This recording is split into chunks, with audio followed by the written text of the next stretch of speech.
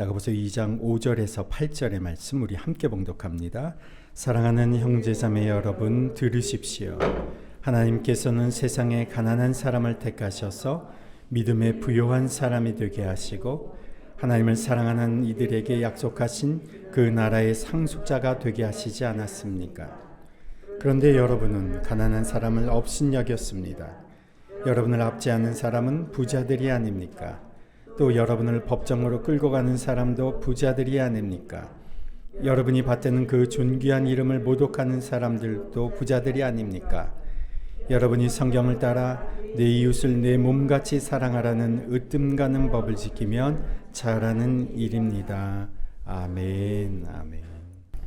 저희 아이들이 어렸을 때 온 가족이 여름 휴가로 캠핑을 갔을 때를 생각하면 저절로 행복한 기억이 막 떠오릅니다.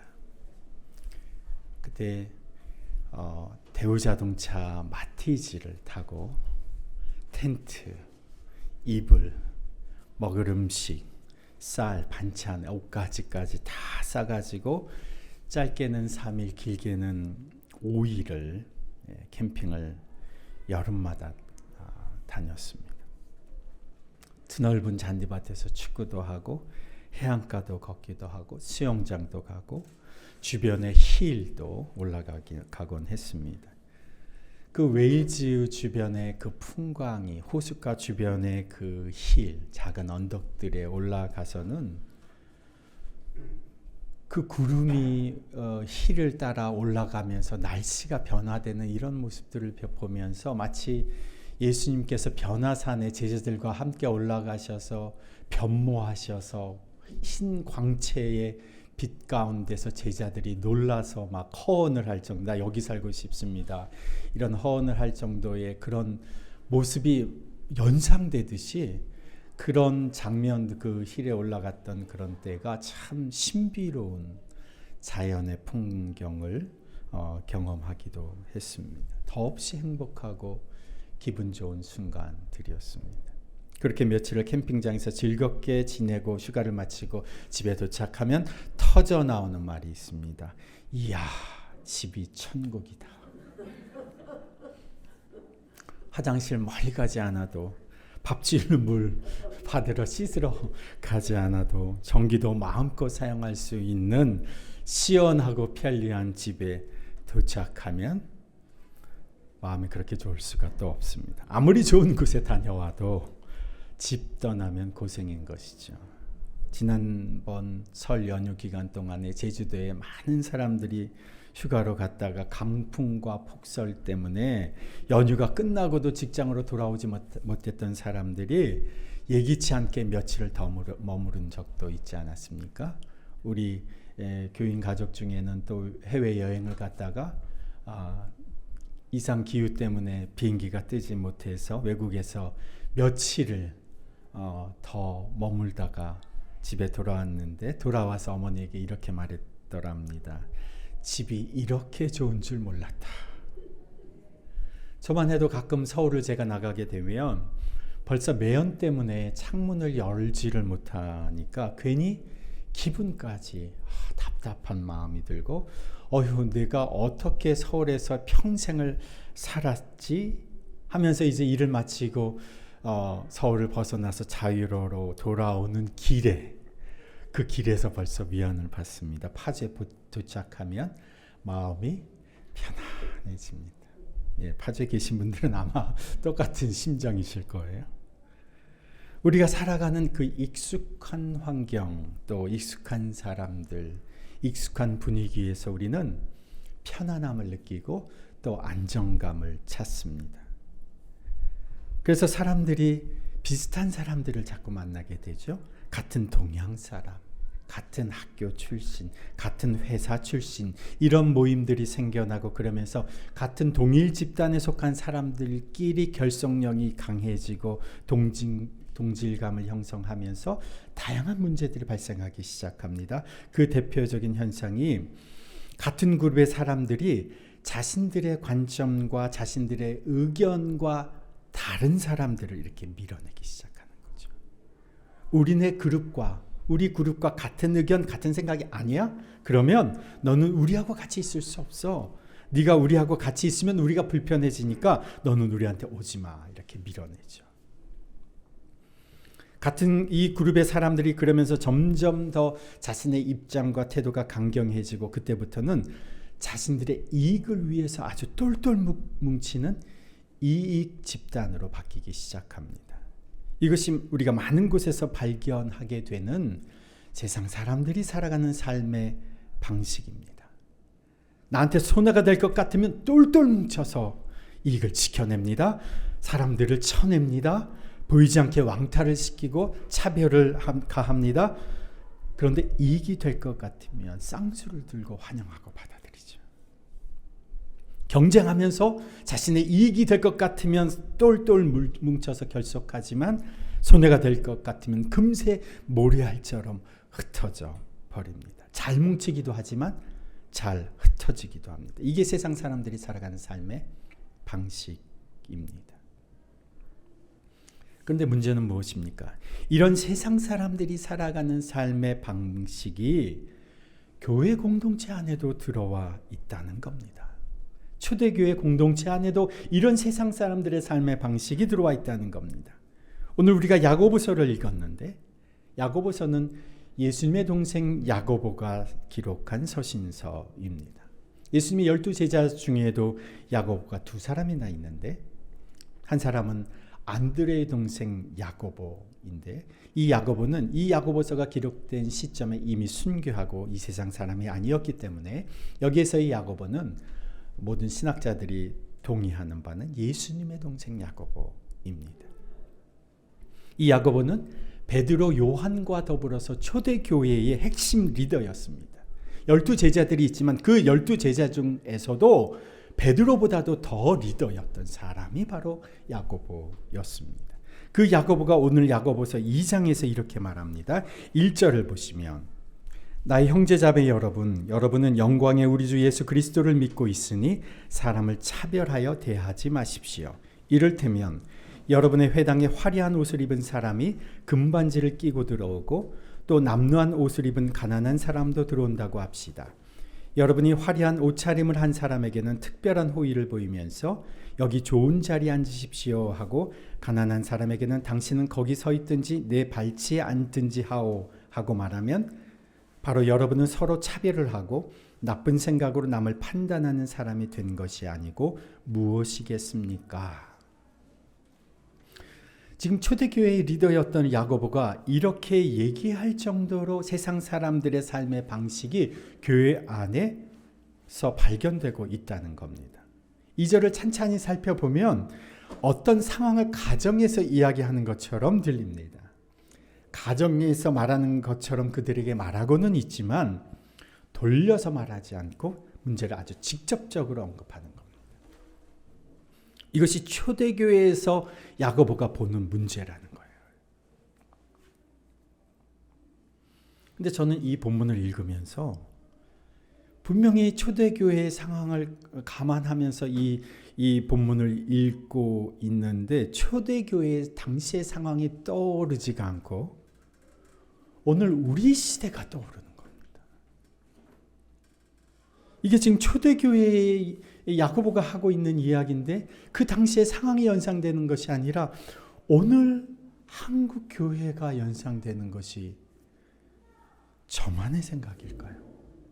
오늘 이 본문을 읽으면서 우리가 그러지는 않지만 이 내용이 마치 오늘 우리 시대의 교회의 모습과 분명히 연관지어서 생각되는 분들이 계실 겁니다. 누구나 알 만큼 재력을 갖추고 그리고 사회적으로도 인정받는 사람이 모임에 왔을 때와 초라한 모습으로 들어온 사람이 모임에 왔을 때가 사람들의 태도와 환대가 달라지는 모습을 보면서 왜 야고보가 사람을 차별적으로 대하는 것에서 직접적으로 말하고 있는 것일까를 생각해 보게 됩니다. 그것은 이러한 태도는 근본적으로 복음의 정신을 훼손하는 것이기 때문입니다. 그것은 하나님 나라 백성의 원리와 배치되는 것이기 때문에 그렇습니다. 하나님 나라의 원리가 무엇입니까? 5절 말씀에 보면 사랑하는 형제자매 여러분 들으십시오. 하나님께서는 세상에 가난한 사람을 택하셔서 믿음에 부요한 사람이 되게 하시고 하나님을 사랑하는 이들에게 약속하신 그 나라의 상속자가 되게 하시지 않았습니까? 하나님의 나라의 원리가 무엇이냐? 그것은 세상에 가난한 사람들을 하나님이 택하셔서 믿음에 부요한 사람이 되게 하셨다는 겁니다. 저는 이 말씀을 정말 체감하면서 자랐습니다. 여기 장로님, 권사님들도 물론이고 집사님들 중에도 그런 분들이 계실 겁니다. 예수님으로 인해서 우리의 삶이 어떻게 달라지는지를, 우리 사회가 어떻게 달라지는지를 직접 체험하게 되는 거죠.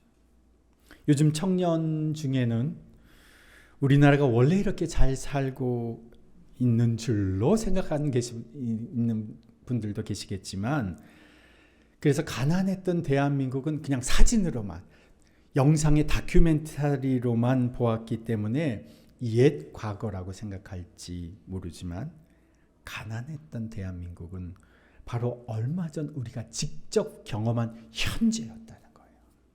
우리나라가 정말 가난한 나라였다는 것이죠. 저는 그래도 좀 혜택을 받고 자란 세대지만 저희 형님 세대, 우리 장로님 세대는 정말 우리나라가 얼마나 가난한지를 실감하면서 자라셨습니다. 최근 강추위가 계속되면서 막 나라에서 그 공지가 막 오지 않습니까? 예. 수도 동파가 될 수 있으니 막 뭘 집어넣어라, 막 눈이 많이 오니 조심해라, 막 이런 문자가 오는데, 제 어릴 적에는 겨울에 동파된 적이 없었어요. 아예 처음부터 다 얼어 있었잖아요. 겨울 내내 얼어 있었습니다. 동파 걱정이 없었어요. 봄이 돼야 풀리는 겁니다. 방 안에 널어놓은 빨래도 다 얼었습니다. 건조해지지 말라고 방 안에 떠놓은, 밤에 잘 때 방 안에 물을 떠놨는데 아침에 일어나 보면 물 안에 꽁꽁 얼음이 얼어 있죠. 제가 그런 말씀을 여러 차례 드렸는데, 한국이 이렇게 경제 부흥을 이루어서 원조 받던 나라에서 원조 하는 나라로, 가난하고 헐벗던 나라에서 이렇게 잘 살고 부강한 나라로 성장한 것이, 외국 대학에서 공부하는, 경제학을 공부하는 많은 유학생들이 저한테 자주 얘기했던 겁니다. 여러 가지 경제 이론을 다 섭렵하고 공부하는데 항상 끝에 붙는 게 있답니다. 이 이론에 예외적인 조건이 있다. 예외적인 나라가 있다. 그 나라는 한국이다. 이 논리로는 설명이 안 된다. 그 어떤 경제 논리로도 설명이 안 된다는 거예요.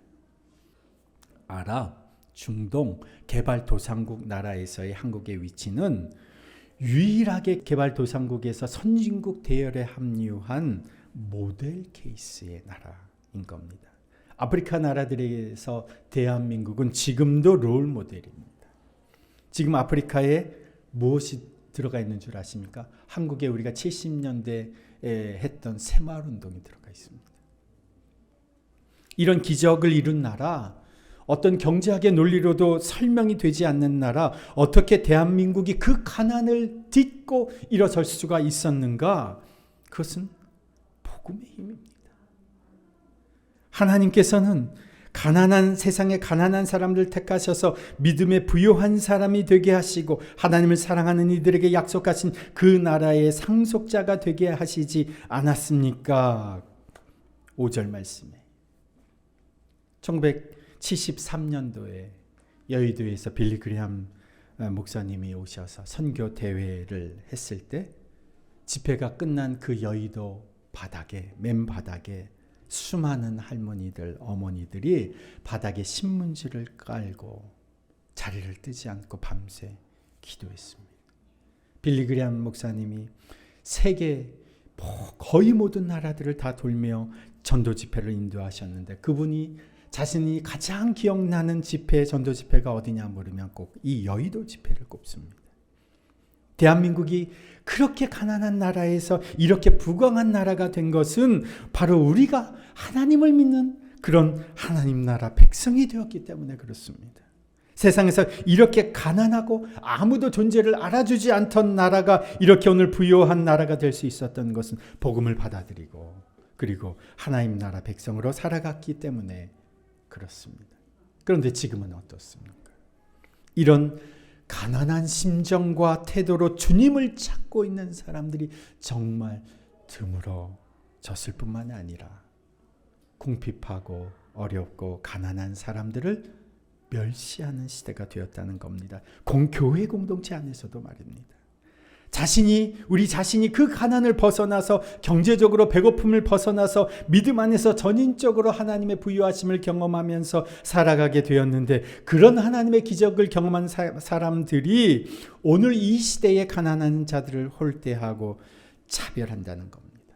꼭 가난이 아니어도, 경제적인 가난이 아니어도 나와는 다른 것을 가지고 있는 사람들, 나와 나이가 다르고 성별이 다르고 학벌이 다르고 배경이 다르면, 내가 익숙하거나 내가 편안한 그런 것이 아니면 그런 나와 다른 사람들을 배척한다는 겁니다. 우리가 어떤 상황에서 하나님이 우리를 건져주셨는데, 하나님이 어떻게 우리를 구원해 주셨는데, 그런 하나님의 백성들이 우리 주위에 있는 사람들을 밀어내고 차별한다는 말입니다.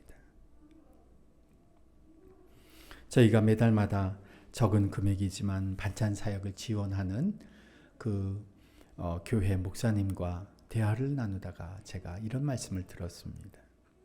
그분이 이 주변의 독거노인들에게 이제 반찬을 만들어서 이렇게 주마다 나누시는데, 제가 3단지 아파트에 거주를 하는데 그 아파트 앞에가 임대 아파트 단지가 있습니다.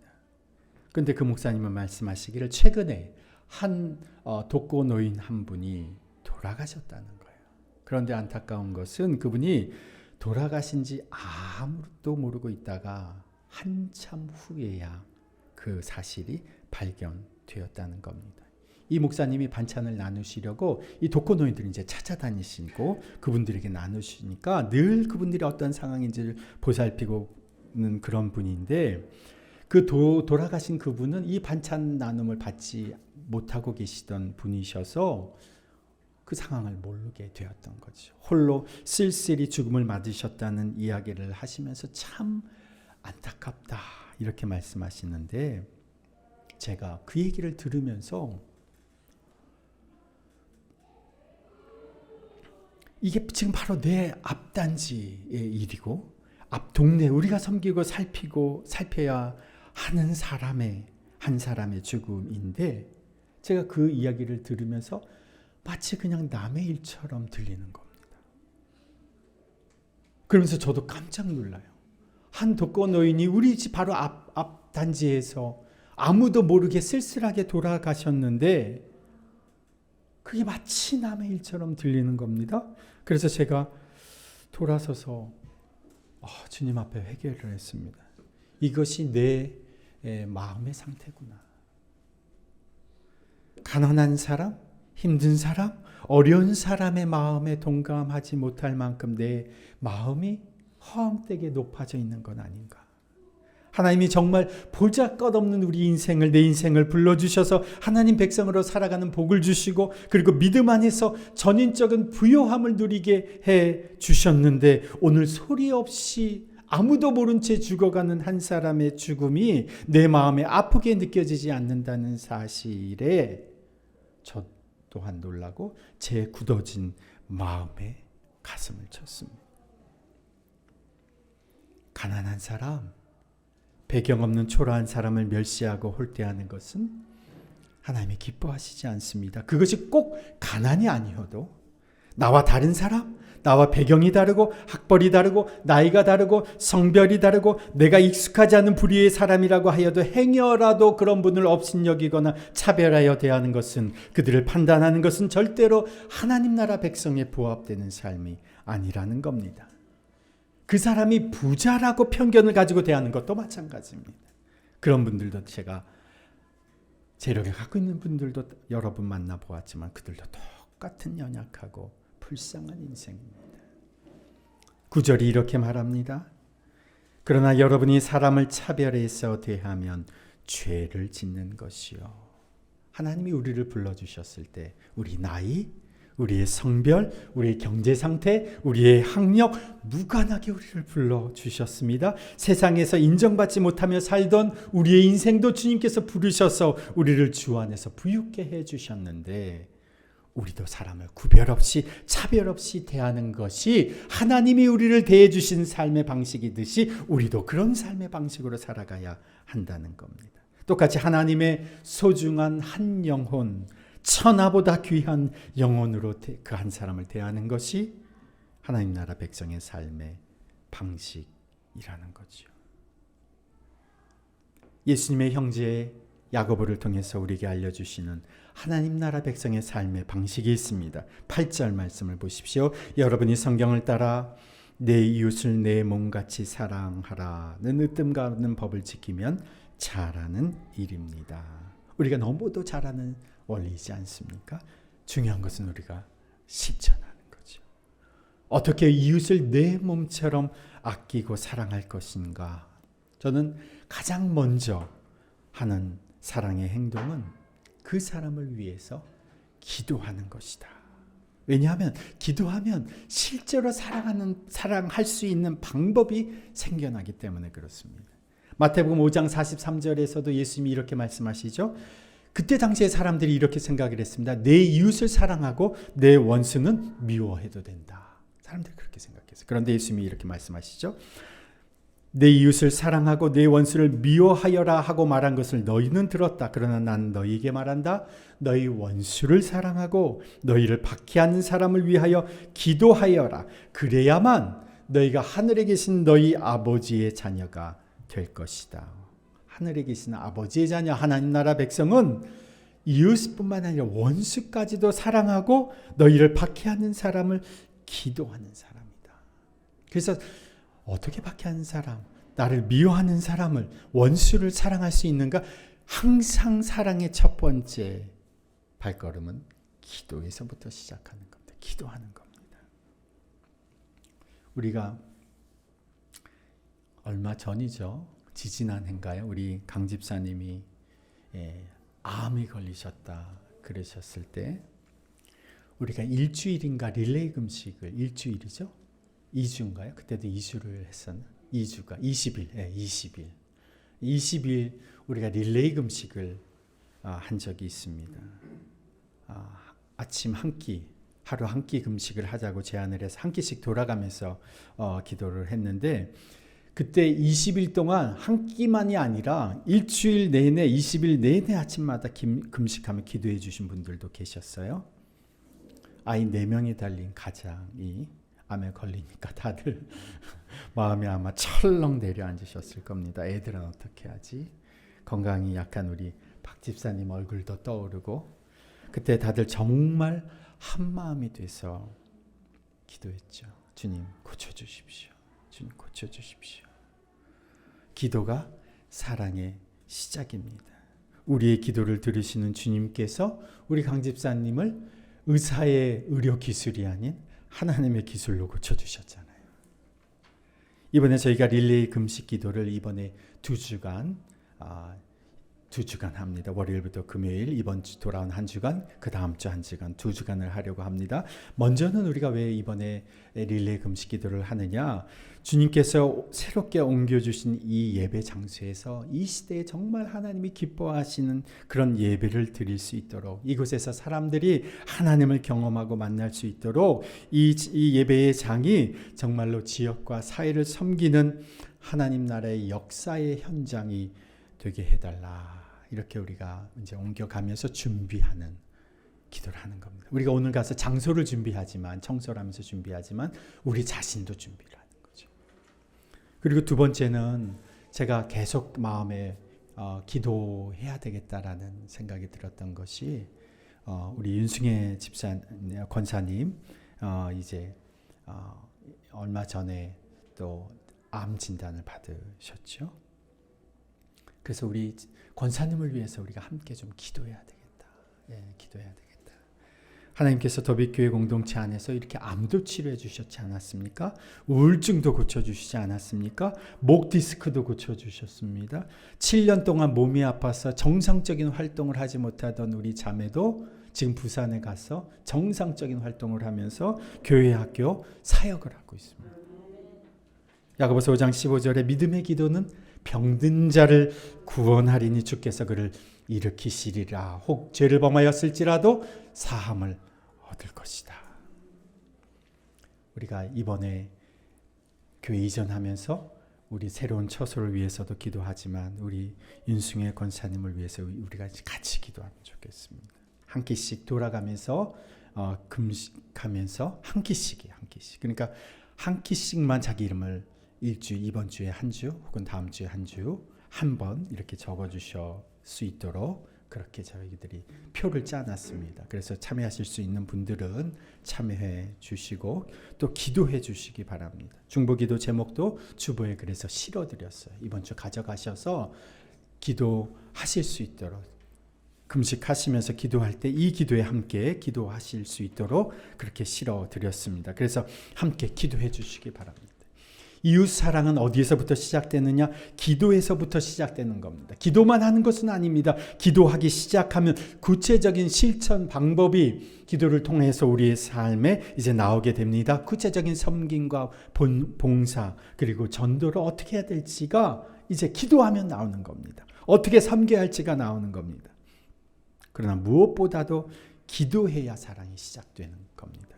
그러니까 남편을 사랑하고 아내를 사랑하는 방법도 무엇에서부터? 위에서 기도해 주는 것부터 시작되는 거죠. 우리가 있는 이곳 주위에 1.5km 반경의 허허벌판이었는데 이곳에 지금 만세대가 입주를 했습니다. 저희가 금요 기도회 때마다 기도를 한 지가 지금 꽤 됐습니다. 주님, 우리 주위에 이 만세대가 들어왔습니다. 주님, 이 영혼들을 불쌍히 여겨주십시오. 이분들을 위해서 우리가 기도하기 시작했습니다. 그런데 제가 지지난주인가요? 기도하면서 왜 하나님이 우리에게 옮겨갈 수 있는 더 좋은 공간을 이렇게 주셨을까? 기도하다가 하나님이 제 마음에 깨달음을 주신 게 있어요. 우리가 우리 주위에 들어온 이 가정들을 놓고 기도했잖아요. 우리가 이 만세대에 들어온 이 가정들, 주님 어떻게 우리가 이 가정들을 섬길 수 있을까요? 기도하니까 하나님께서 이제 실제로 이들을 섬기고 사랑할 방법과 공간을 주시는구나. 주께서 5,000명의 사람들을 먹이시려고 기적을 행하시려고 할 때에 오병이어 그 소년의 도시락을 사용하셨는데 이 예배 공간이 하나님이 행하실 기적의 도구가 되는구나. 그래서 오늘 우리가 새로운 이 예배 공간을 위해 오늘 드리는 헌금은 전액 새 건물을 위한 보증금으로 사용할 예정이라고 제가 광고를 드렸습니다. 그러면서 제가 생각을 해봤어요. 우리 이 헌금을 드릴 우리 교인들을 제가 생각했어요. 한 분 한 분 얼굴을 떠올려 보면 참 한 달 살고 계신 분들이 정말 그 오병이의 기적의 그 현장에 비추어 보면 수많은 어른들이 많이 있었지만 유수한 사람들이 많이 있었겠지만 겨우 어른들 틈에 끼어서 주님 말씀 듣고 있는 너무 연약한 어린 소년 같은 존재들이죠. 그런데 어른들은 자신의 도시락 다 갖고 있었겠지만 아무도 내어놓을 의향이 없는데 순전한 마음으로 자신의 도시락을 드리는 그 소년이죠. 주님 이것 드세요. 저는 한 끼 굶어도 돼요. 한 끼 안 먹어도 돼요. 매달 먹고 살아가는 우리의 인생인 우리 교인들이 주님 앞에 우리의 예물을 드리는 거, 우리의 도시락을 드리는 겁니다. 우리의 생활비를 드리는 겁니다. 왜 잘 사는 사람들이 많은데 우리 같은 작은 교회가 이런 일들을 감당해야 할까요? 우리가 기도했기 때문에 하나님이 우리를 사용하시기 원하시기 때문에 그렇습니다. 가지지 못한 우리들이 내놓은 것이 기적의 도구가 되는 겁니다. 저를 포함해서 우리가 드리는 이 예물은, 오늘의 예물은 이 땅에서의 삶이 결코 영원한 삶이 아닌 것을 증명해 주는 우리의 믿음입니다. 우리는 영원한 하나님 나라 백성으로서 살아가는 존재임을 확인시켜 주는 예물이라는 거예요. 기도하니까 우리가 살아갈 방법을 주님께서 열어주시는 거죠. 세상 사람들은 하나님을 보지 못합니다. 세상 사람들은 우리를 보고 하나님을 가늠합니다. 우리를 보고 하나님 나라를 가늠합니다. 이 세상 속에서 우리가 하나님 나라를 보여주는 사람들입니다. 여기에서 우리가 우리 안에 계신 예수 그리스도를 보여줄 수 있어야 사람들은 그 하나님을 알게 되는 겁니다. 어디 가야 하나님을 만날 수 있을까? 어디 가야 하나님의 사랑을 경험할 수 있을까? 바로 더빅교회 가야 하나님을 만날 수 있다. 세상에서는 차별받아도, 세상에서는 홀대를 받아도 그곳에 가면 용납받고 사랑받는 곳, 이해받고 존중받는 곳, 천국이 따로 없다. 거기가 바로 천국이다. 이런 소리를 우리가 들어야 하지 않겠습니까? 이것이 하나님 나라를 유업으로 받은 하나님 나라 상속자로 우리가 세상에서 살아가는 삶의 방법입니다. 더빅교회 파주출판단지 채플에서 예배드리고 주님께 영광 돌리게 하시니 감사합니다. 큰 은혜 주심을 믿습니다. 주님 은혜에 감사합니다. 2월에 새로운 예배처소에서 예배케 하시니 감사합니다. 그곳에서 주님 홀로 영광 받으시옵소서. 아멘. 주님 기도합니다. 하나님, 우리 주위에 이사 들어온 이 만세대의 영혼을 저희들이 위하여 기도하였더니 그들을 섬기는 저희들 되게 해달라고 주님 앞에 간구하였더니 주님께서 우리에게 새로운 예배 장소를 허락해 주셨습니다. 주님, 더빅교회 파주 출판 도시 채플을 위해서 고사리 같은 저희의 손으로 주께 이 예물을 올려드립니다. 정말 근근히 살아가는 우리 인생들임에도 우리의 먹을 것을, 우리의 도시락을 주님 앞에 올려드립니다. 함께 굶어도 우리는 살아갈 수 있기에 주께서 영혼들을 채우시고 먹이시고 살리시는 일에 사용되어지기만 할 수 있다면 기꺼이 기쁜 마음으로 드리는 손길들 주님 축복하여 주옵소서. 우리가 가진 것 중에 최고의 것을 드립니다. 우리가 가진 것 중에 최선의 것을 드립니다. 우리가 가진 것 중에 최상의 것을 주께 드립니다. 주님 이것을 받으셔서 주여 더빅교회 파주 출판도시 채플에서 영혼들이 주님을 만나게 하시고 영혼이 배부르게 하시고 구원을 얻게 하시고 주의 사랑을 경험케 하여 주옵소서. 주여 더빅교회 공동체가 누구나 차별 없이 받아들여지고 용납되는 곳이 되게 하여 주옵소서. 더빅교회 공동체가 우리의 이웃을 내 몸처럼 아끼고 사랑하는 공동체가 되게 하여 주옵소서. 그리하여 우리들을 통하여 우리 더빅교회 공동체를 통하여 수많은 영혼들이 세상의 가난한 상태에서 믿음에 부유한 사람으로 일어서게 하여 주시고 우리와 함께 하나님 나라 상속자로 살아가는 복을 누리게 하여 주옵소서. 예수님의 이름으로 봉헌기도 드리며 이제는 우리 구주 예수 그리스도의 그 지극하신 은혜와 하나님 아버지의 그 무한하신 사랑과 성령님의 역사하심과 교통하심이 하나님 나라의 상속자로 차별 없이 사람을 용납하고 사랑하며 살기로 결단하고 세상으로 나아가는 주님의 백성들 위에, 그 가정과 일터 위에, 주의 몸된 더빅교회 공동체 위에 이제로부터 영원토록 함께 하시기를 간절히 축원하옵나이다. 아멘.